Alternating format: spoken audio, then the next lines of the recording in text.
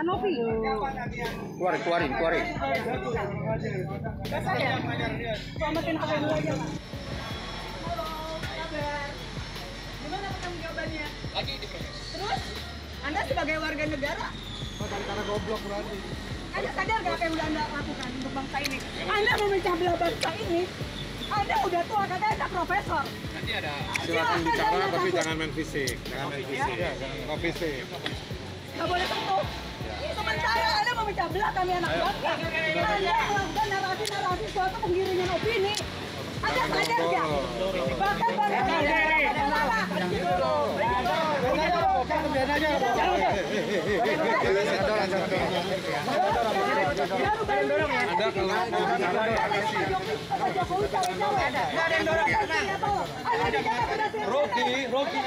jam berapa sih orang itu tahu diperiksa kan begitu? Oh tahu-tahu dia sudah nunggu di depan. Berarti kan ada kemungkinan mengontek lah ya, mengontek bahwa Rocky selesai jam ini sudah dia keluar, dia menuju pintu mau keluar. Nah kira-kira kan begitu. Artinya memang disiapkan supaya apa? Bahwa Rocky Gerung ini rakyat mangkel sehingga memperkuat proses klarifikasi dari pemeriksaan tanggal 13 kembali bisa dinaikkan menjadi sidik. Nah, dinaikkan menjadi sidik berarti ada penentuan tersangka. Bang, minta tanggapannya Bang, kemarin Rocky Gerung hadir di Mabes Polri, pas keluar diseret-seret oleh Mama, itu gimana Bang secara hukum Bang?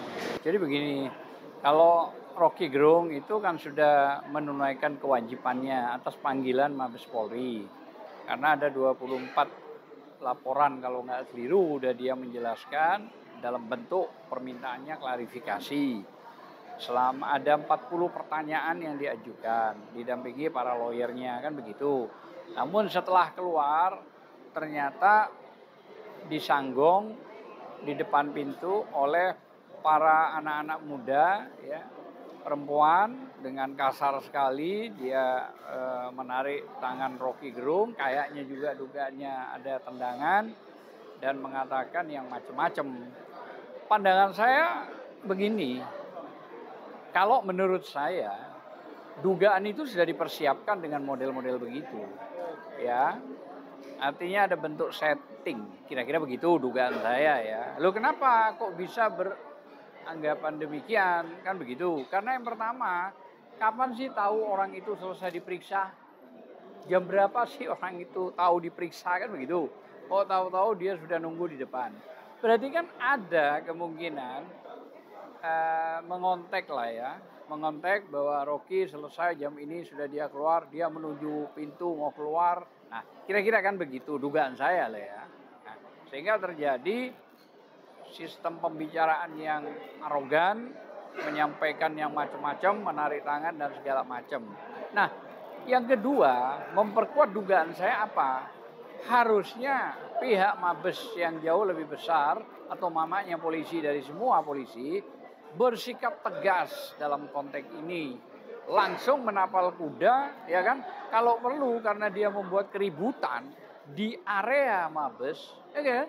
Kita masuk saja harus naruh HP, identitas dan segala macam. Lah dia membuat keributan nggak dia apa-apain? Ayo.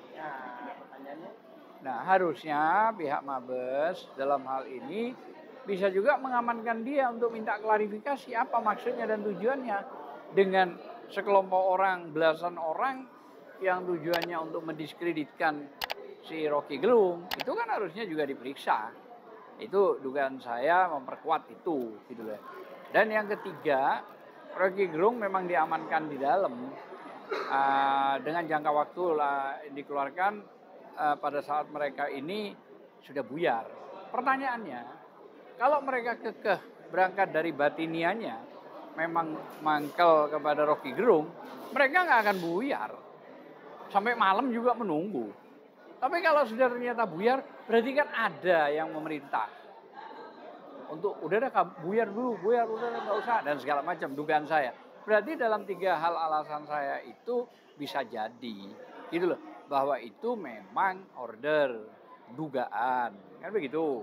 Nah, artinya memang disiapkan supaya apa? Bahwa Rocky Gerung ini rakyat mangkel, sehingga memperkuat proses klarifikasi dari pemeriksaan tanggal 13 kembali bisa dinaikkan menjadi sidik. Nah, dinaikkan menjadi sidik berarti ada penentuan tersangka. Terbukti, nah ini faktor lain ya, bahwa Dirmum ya kalau tidak keliru ya saya, Dirmumnya yang berbicara bahwa tidak ada hubungan dengan penghinaan presiden.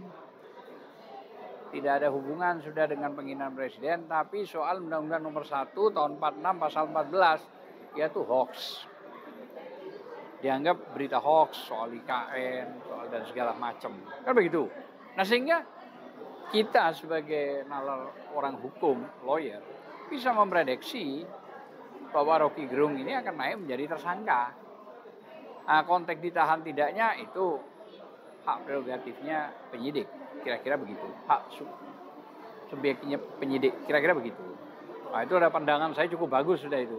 Ya, terus terakhir Bang, mungkin sebenarnya melanggar hukum nggak sih itu melakukan hal yang demikian?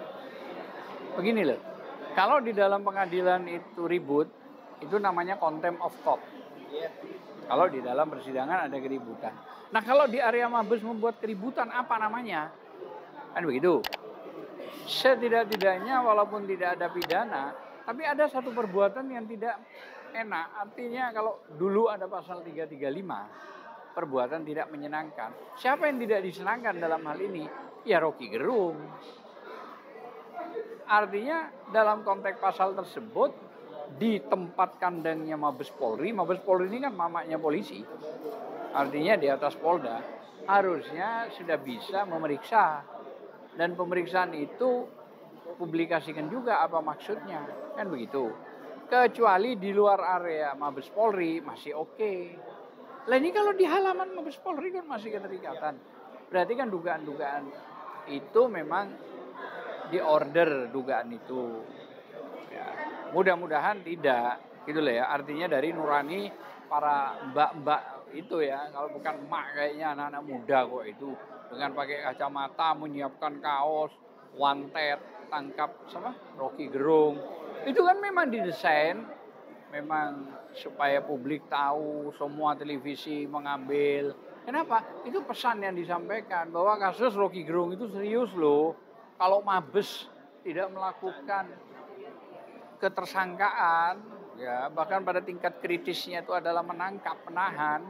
Wah, ini bahaya. Kira-kira begitu pesannya. Baik, terima kasih Bang Azam. Mantap Bang Azam. Assalamualaikum.